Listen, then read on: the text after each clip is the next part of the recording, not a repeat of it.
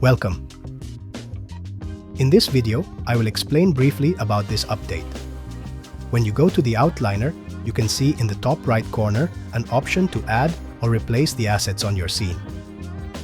However, there is another option to add or replace parts of your scene or to completely switch it, but keeping the previous changes if needed.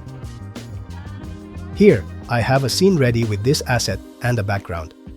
Then I continue by adding the Add or Replace node, and if I click on Configure, here is where you can select what to add in the scene. By clicking here, you can add or replace everything. You can also open the drop-down menu and select specifically what you want to add or replace.